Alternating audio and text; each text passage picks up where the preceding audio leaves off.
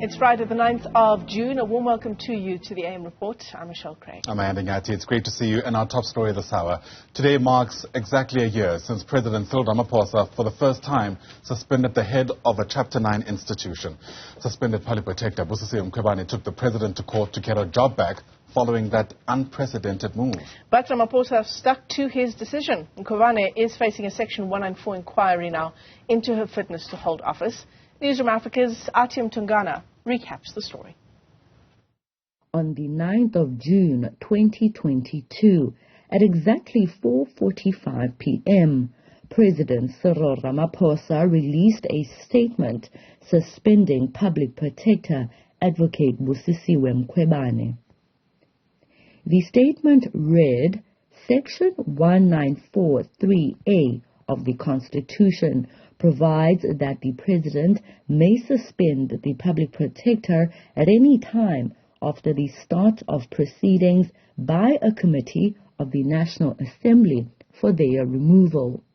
The motion against Mkhwebane, which led to the establishment of the impeachment inquiry against her, paved the way for the President's move. It was tabled by the then DA Chief Whip Natasha Mazone. The official opposition party instantly reacted to the news on the corridors of the National Assembly. Well, I'm going to open a bottle of champagne tonight and drink half of it, and I'm going to put the cork back in and hopefully pop it again when she's gone for good. I think it's great that that this has happened. I think that it's the right step. I think it's long overdue. I think South Africa's Public Protector's Office has been dragged into the gutters of South Africa by somebody who's incapable of doing the job, very clearly driving an agenda, and who clearly doesn't have the basic understanding of the law. What do you say to accusations that your tenure as the Public Protector has tainted that office given the litigations around you? My performance agreement is not to win cases in court. It's only 5% of the cases we've lost.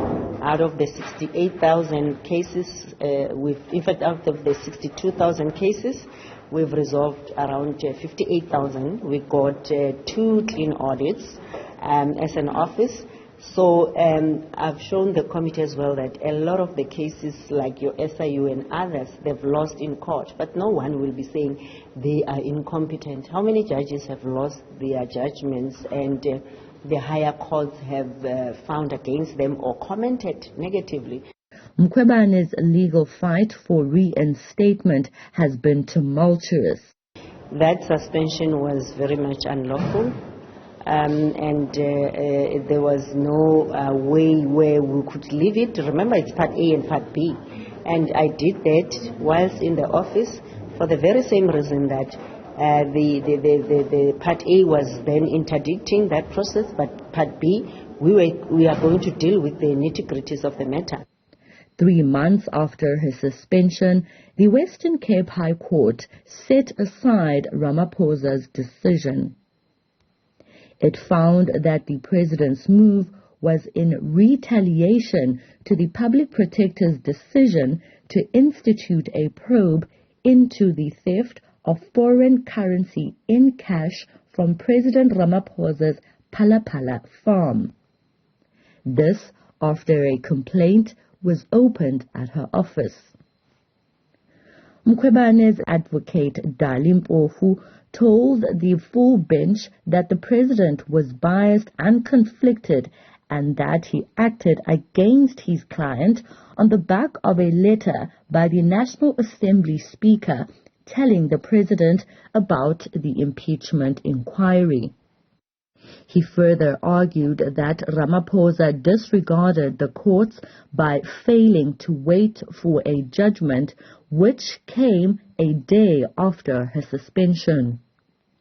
Mkhwebane had this to say about President Ramaphosa. With the Phala farm, you're arguing that it was against the Constitution, which he's arguing he had the right as per the Constitution, and you're also saying that it was in conflict of interest given this recent investigation with the Phala farm robbery. There were 31 questions I sent for the investigation.